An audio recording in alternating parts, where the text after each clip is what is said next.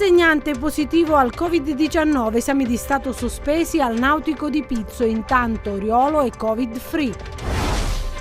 Tra vacanzieri e rientri di famiglie e studenti, nel Cosentino previste 45.000 presenze, la maggior parte nella costa tirrenica, Scalea in testa con 6.000 presenze in più. Ufficio del commissario approva il piano anti-Covid della rete ospedaliera, presto nuove assunzioni. Situazione pesante in Calabria, per le strutture turistiche il 40% non riaprirà. L'allarme lanciato da Banca Italia preoccupa i sindacati, la Calabria versa in una situazione drammatica. Riparte in bellezza il Cosenza che conquista 3 punti alla prima dopo lo stop del campionato, un punto invece per il Crotone con il Chievo.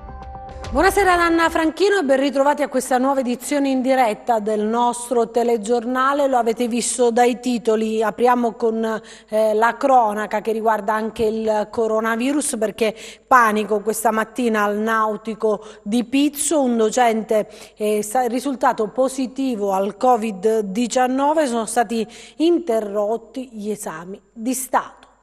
Seduta d'esame interrotta questa mattina al Nautico di Pizzo dopo la notizia di un docente positivo al Covid-19. Ore di tensione per i maturandi, genitori, personale della scuola. L'insegnante, 65enne, residente a Nicotera Marina e membro di una commissione degli esami di maturità all'Istituto Superiore nel Vibonese. L'uomo aveva avuto contatti con la coppia rientrata a Palmi da Bologna giovedì scorso.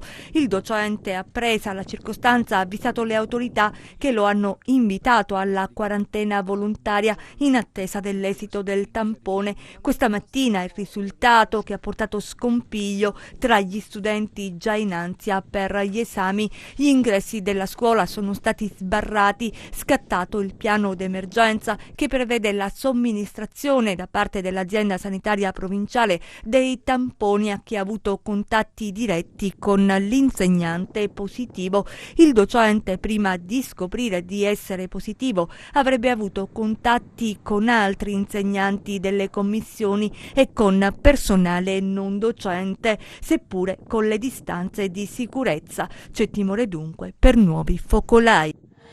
E lo diceva anche la collega Rosalba Baldino, c'è preoccupazione a Nicotera, il comune del Vibonese, dove appunto vive il professore dell'Istituto Nautico di Vibo, risultato positivo al coronavirus. Il sindaco Giuseppe Marasco ha lanciato un appello ai concittadini informandoli della possibilità di sottoporsi ad esami per escludere eventuali contagi. Sentiamo. Come tutti quanti voi avete saputo nei passati giorni, alcuni nostri concittadini sono stati in contatto con dei soggetti della provincia di Reggio che sono risultati positivi al Covid-19. Immediatamente sono stati posti in quarantena e sono stati effettuati i relativi tamponi per capire se gli stessi risultassero infettati dal Covid-19. Purtroppo stamattina è arrivata la notizia che uno dei soggetti in questione, che era stato posto in quarantena,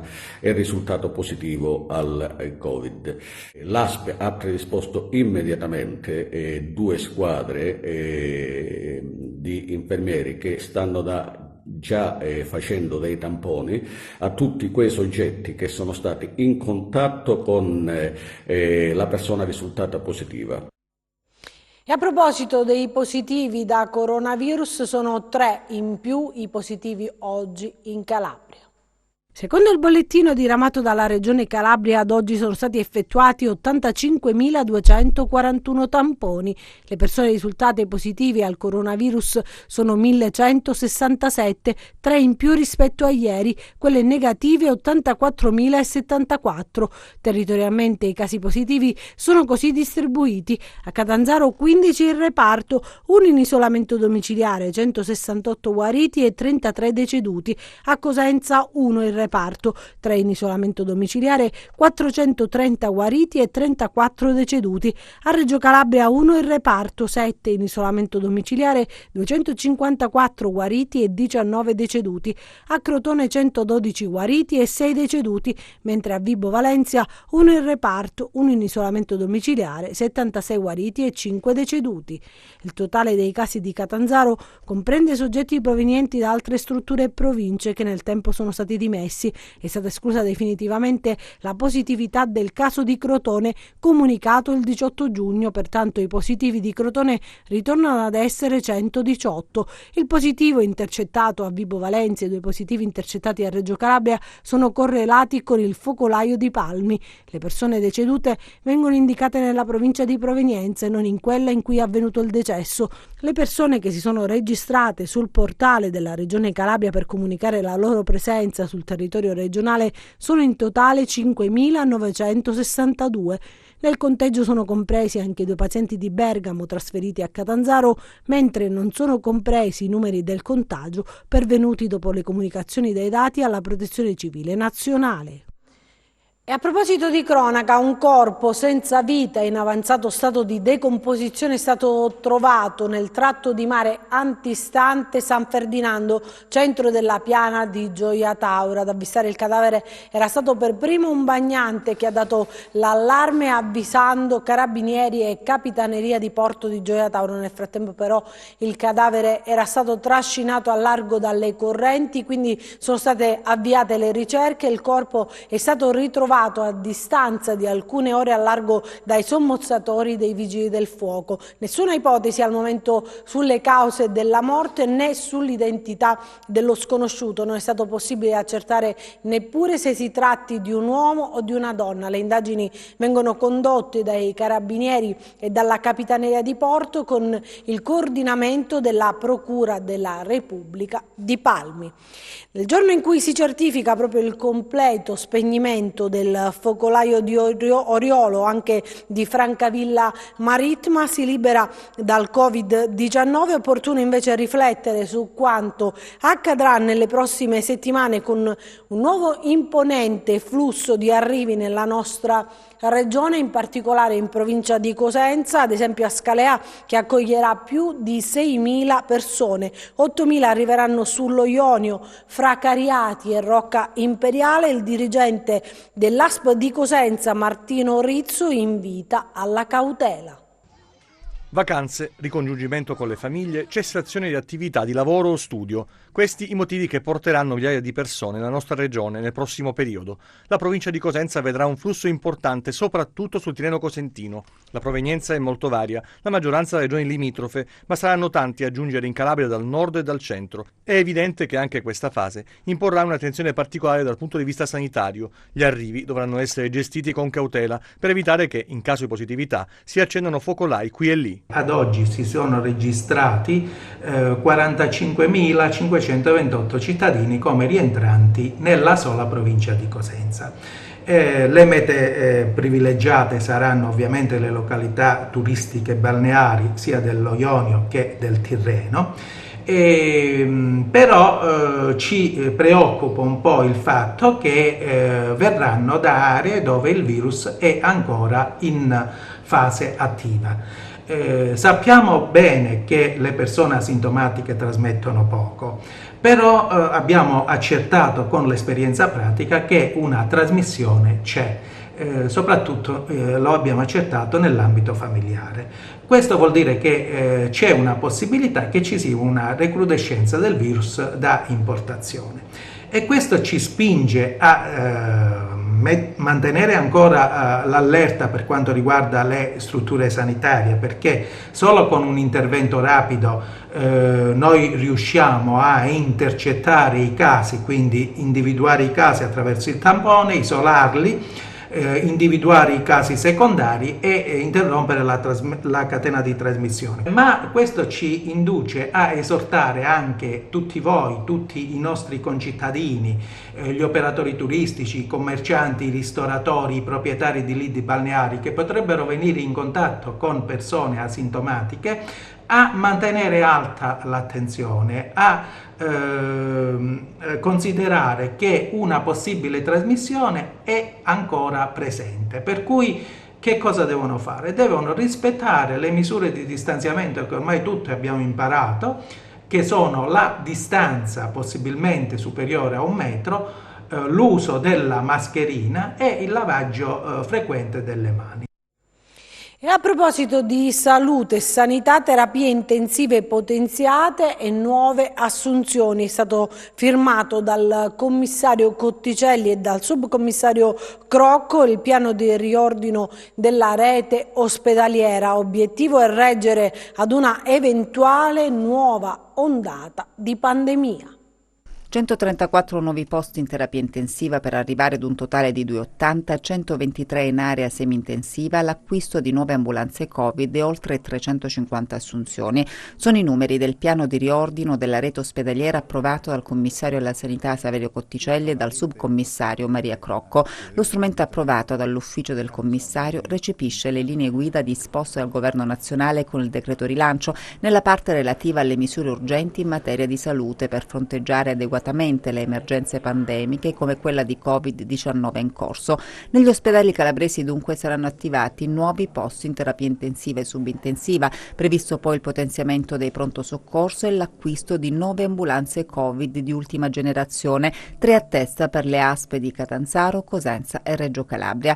Per quanto riguarda invece l'assunzione di camici bianchi a tempo determinato, nelle strutture sanitarie della Regione arriveranno 84 medici, 186 infermieri e 91 operatori sociosanitari. Un piano da oltre 50 milioni di euro. Per l'attivazione dei nuovi posti in terapia intensiva e subintensiva si prevede un costo di circa 40 milioni di euro. Per la riorganizzazione dei pronto soccorso 9,2 milioni, oltre 600 mila euro per l'acquisto delle nuove ambulanze, mentre per le nuove assunzioni il costo previsto è di oltre 7 milioni e mezzo di euro. Terapie intensive potenziate dunque e nuove assunzioni di personale sanitario per allestire un piano di difesa strutturale e professionale capace di reggere all'urto di una nuova possibile ondata della pandemia.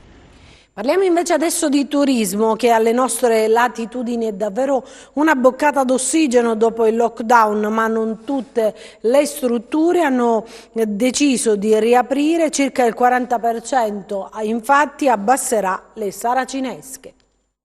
Situazione pesante in Calabria per le strutture turistiche, il 40% non riaprirà, l'allarme è di Un'Industria Calabria. La stagione turistica calabrese si presenta con 1000 incognite. Purtroppo, a causa della mancanza di chiarezza da parte delle istituzioni e soprattutto per le oggettive difficoltà economiche delle imprese di questo settore. Ancora di fatto a tutt'oggi non sono stati erogati nessuno dei contributi previsti dai decreti del governo e dalla Regione Calabria. Prevediamo che oltre il 40% delle strutture turistiche non riuscirà purtroppo ad aprire e quelle che apriranno a causa dell'emergenza Covid purtroppo lo faranno eroicamente, senza nessuna certezza. Il settore è drammaticamente in crisi. Rapporto adesso di Banca Italia sull'economia calabrese debole. L'economista Aiello lancia un appello alla Regione Calabria. Per gli economisti nessun dubbio, è la più grande crisi degli ultimi 100 anni, una pandemia economica, l'ha definita ieri il presidente di Banca Italia Calabria Magarelli, dati che rivelano indicatori preoccupanti, stagnazione e crollo del PIL. Pensi che se noi nel 2020 avremo una perdita che sta nella forbice prevista dalla Banca d'Italia a livello nazionale tra il 9 e il 13%, per la Calabria questo significa che rispetto al 2007 avremo il 25% in meno del PIL, un quarto di PIL che si è consumato in meno di 13-14 anni e quindi ovviamente questo significa da un punto di vista economico recessione pura. Gli incentivi statali ed europei, una opportunità, ma per gli economisti è necessario recuperare in questa fase la produttività, l'appello alla Regione. Il mio invito anche alla Regione Calabria è di tentare di trovare soluzioni che non si sovrappongano a quelle del governo, ma di individuare nicchie di intervento, per esempio quelle soprattutto legate all'innovazione, che possono dare un nuovo clima di fiducia alla Calabria in sé per sé, ma soprattutto alla classe giovanile formata nelle università italiane, che con un nuovo sistema produttivo orientato e specializzato in settori tecnologici ad alto contenuto innovativo potrebbero trovare soluzioni occupazionali in regione piuttosto che andare a lavorare fuori. Come la pandemia ha cambiato l'economia? La pandemia credo che sia stato veramente uno shock impressionante dal lato dell'offerta e dal lato della domanda. Dal lato dell'offerta credo che le imprese abbiano necessità di rivedere il nuovo paradigma organizzativo e guardare con nuovi schemi appunto gestionali quelle che sono le sfide del futuro. E a proposito del rapporto di Banca Italia proprio sulla pandemia economica, ci sono le proposte dei sindacati per superare l'attuale drammatica fase. Il rapporto della Banca d'Italia conferma la stagnazione della Calabria. Il quadro è davvero allarmante, una situazione aggravata dalla pandemia, ma come uscire dalla fase attuale? Per la CGIL è necessaria una misura strutturale di intervento. La task force economica sul lavoro regionale può essere utile. In una direzione strategica dobbiamo puntare tutte le risorse sul lavoro, sul sostegno alle famiglie, su una crescita strutturale, ma serve anche un grande processo riformatore e quindi in questo momento la Calabria ha bisogno anche di riforme strutturali. Anche per la CISL occorre una terapia d'urto. C'è l'esigenza di mettere mano subito a svincolare alcuni cantieri che possono partire con immediatezza, che da un lato creano occupazione, creano sviluppo, creano crescita, e dall'altro evitiamo di spendere risorse in soli ammortizzatori sociali oppure in sussistenza di redditi, che per quanto riguarda la sopravvivenza delle famiglie sono veramente limitatissime. La UIL chiede al governo nazionale di mantenere gli impegni assunti con la Calabria e al governo regionale impegni precisi. Occorrono idee, proposte e obiettivi chiari. 1 miliardo e 700 milioni sono le risorse del POR Calabria 2014-2020 non spese. Al 1 miliardo e 700 milioni si affiancheranno 3 miliardi della programmazione 2021-2027. Non è un problema di risorse la ripartenza della Calabria, manca certamente una strada che dovrà essere indicata da questo governo regionale che attendiamo ancora alla prova dei fatti e al dare risultati a quelle che sono le esigenze dei giovani, dei lavoratori, dei disoccupati, delle famiglie, delle persone che è bisognose all'interno della nostra regione e di quelle imprese che all'interno della Calabria possono creare occupazione di qualità. Torniamo sul processo, maxi processo Rinascita Scott, perché si svolgerà in Calabria, lo ha annunciato nei giorni scorsi il procuratore Gratteri, ancora non si sa dove, ma il sindaco di Mileto fa una proposta al capo della DDA. Nei giorni scorsi la conferma da parte del procuratore Gratteri di svolgere il processo che deriva dalla maxi operazione Rinascita Scott in Calabria e così si susseguono da giorni le proposte di alcuni sindaci di realizzare aule bunker in questo o in quel territorio comunale. L'ultima proposta in ordine di tempo arriva dal primo cittadino di Mileto, Salvatore Fortunato Giordano, che ha scritto al capo della DDA di Catanzaro per proporre il suo comune come sede del maxi processo. Il sindaco Giordano fa sapere che l'ente è proprietario di una vasta costruzione a ridosso del centro abitato, ma in una zona ampia e priva di abitazioni private, ove negli anni era stata costruita una struttura carceraria mai entrata in funzione. La struttura è dotata di mura di cinta molto alte e in cemento armato ed abbastanza grande da poter contenere un'aula di tribunale con uffici annessi, disponendo di spazi che, se adeguati, potrebbero rispondere alle esigenze di sicurezza. Giordano ha dunque segnalato questa costruzione pubblica, purtroppo fonte di sperpero di denaro, che potrebbe essere riadattata allo scopo. Adesso parliamo di mascherine e guanti che sono super inquinanti, una proposta dell'Ordine dei farmacisti di Catanzaro per come smaltirli. Questi che vedete sono mastelli dedicati alla raccolta di dispositivi usa e getta di protezione personale dal contagio e che nei prossimi mesi vedremo all'esterno delle farmacie e parafarmacie proprio per permettere la raccolta di questi rifiuti, definiamoli speciali. E sì, perché è stato stabilito che oltre alla plastica il principale nemico dell'ambiente, specialmente del mare, potrebbero essere i dispositivi di protezione personale, difficili da smaltire e perciò altamente inquinanti. Il principale compito è di ricordare ai cittadini che l'emergenza non è finita. Ci troviamo ad affrontare un nemico oscuro di cui non conosciamo in effetti gli sviluppi e il fatto stesso che oggi ci sono altri 3 casi positivi in Calabria significa che l'infezione non è diminuita e quindi tutte le precauzioni, nonostante le riaperture che sono necessarie per una ripresa economica, diciamo, tutte queste misure si rendono necessarie per evitare contagi. Il progetto per il momento parte con 4 cittadine che sono Catanzaro, Lamezia, Soverato e Chiaravalle, che sono poi le cittadine più numerose, e verrà esteso a tutti i comuni della provincia di Catanzaro.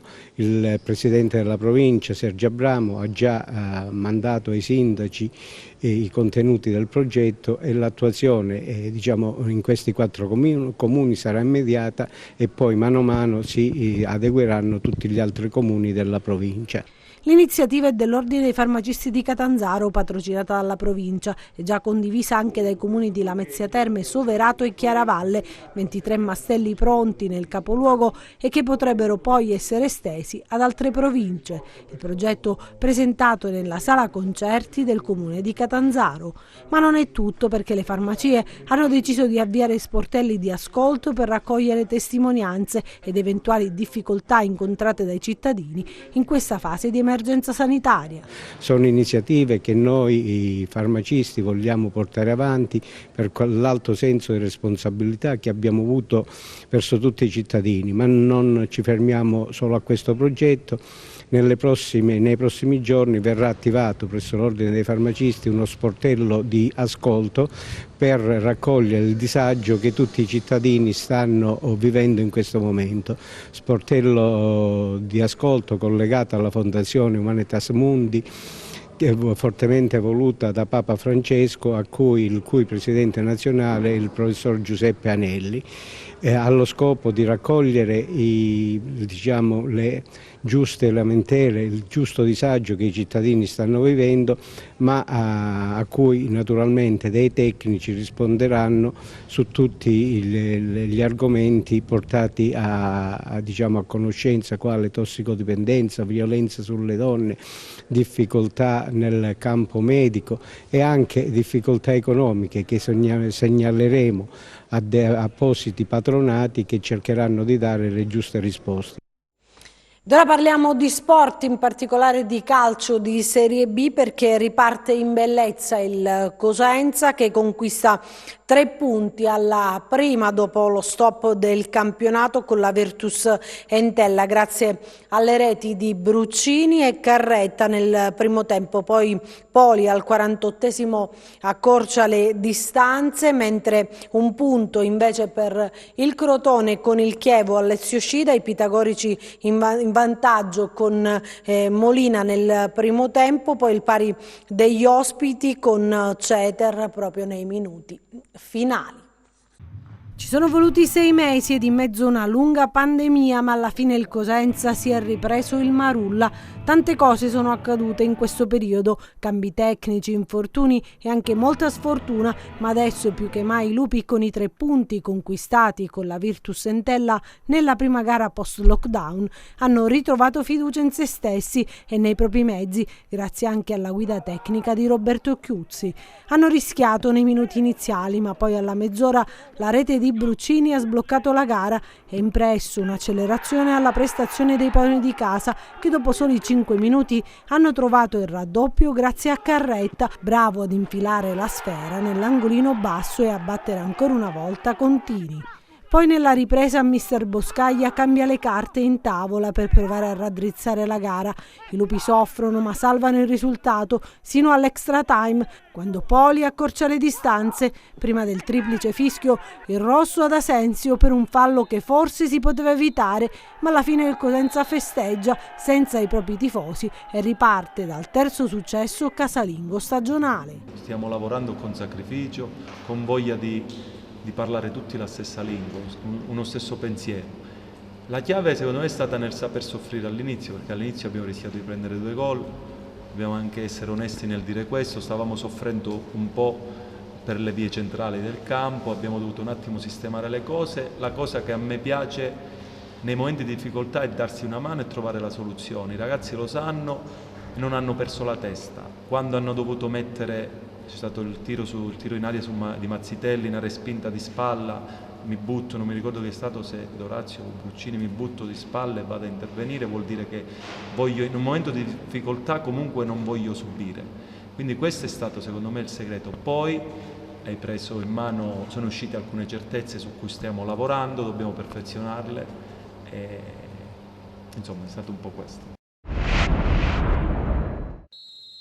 Sorride a metà il Crotone che a Alessio Scida con il Chievo Verona nella prima gara post-Covid viene riacciuffato nel finale, eppure i pitagorici soffrono nelle fasi iniziali della gara dopo quasi 3 mesi di inattività, ma al 21esimo è la squadra di Stroppa a sbloccare l'inerzia del match grazie ad un'azione corale. Simi si invola in aria, colpo di tacco per Armenteros che passa a Benali che vede all'indietro l'inserimento perfetto di Molina e lo serve, il suo destro di prima intenzione non lascia scampo a Semper.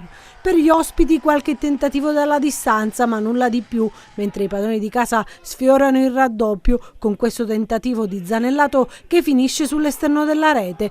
Ancora Crotone propositivo nella ripresa che va vicinissimo alla rete con Cuomo, ma la palla termina alta di un soffio. Nel finale però arriva la doccia fredda e il colpo di testa vincente di Ceter ristabilisce la parità 1-1, ma nonostante il punticino i calabresi restano al secondo posto in classifica con il Frosinone 2 lunghezze dietro. Nella situazione del gol potevamo fare meglio. E per quanto riguarda invece nel complesso la partita, sapevamo che poteva essere difficile, sapevamo che potevamo soffrire anche fisicamente, però nonostante questo nel primo tempo la squadra mi è piaciuta tantissimo, siamo arrivati 3 volte proprio a tu per tu col portiere, dovevamo essere più bravi perché lì si poteva chiudere davvero la partita. Non è stato così, nonostante poi un secondo tempo magari meno brillante rispetto al primo per quello che riguarda la nostra squadra, ed è un vero peccato perché comunque non avevamo rischiato praticamente mai, tranne in quell'occasione dove potevamo essere sicuramente più attenti a non concedere un gol così semplice. Adesso la rubrica di cucina di Gemma Altimari. Benvenuti nella mia cucina. Che cosa caliamo oggi? Oggi caliamo i paccheri e li sposiamo con le melanzane. Alla melanzana io do del voi perché c'è affetto, c'è afflato, ma soprattutto c'è rispetto. Se dovesse essere un reato, questa mia passione sarebbe apologia della melanzana. Come li prepariamo? Cuociamo i paccheri e li lasciamo al dente. Abbiamo preparato il sugo di pomodoro, abbiamo soffritto le melanzane, le abbiamo impastate con la ricotta, il formaggio, delle foglioline di basilico, abbiamo riempito i paccheri nel forno e sono pronti. Questo piatto è un sospiro e io ed Uffa ci uniamo a questo magnifico sospiro per augurarvi buon pranzo, buon fine settimana e sicuramente buon appetito. Ciao, alla prossima! Adesso invece vediamo le previsioni del tempo.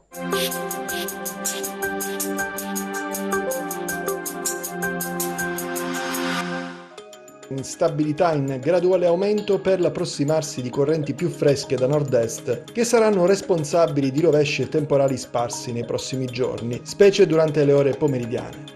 Domani possibilità di locali rovesci sparsi anche a carattere temporalesco, in particolare nelle ore centrali della giornata, sulla fascia tirrenica e zone interne. Sereno o poco nuvoloso sulle restanti zone, temperature in diminuzione. Passiamo a mari e venti, domani mari generalmente mossi con ventilazione debole o moderata dai quadranti occidentali. Prima di salutarci vi ricordo il nostro sito web www.meteoincalabria.com e la nostra pagina Facebook Meteo in Calabria. Bene, anche per noi è tutto, io mi fermo qui, grazie per averci seguito e vi auguro un buon weekend.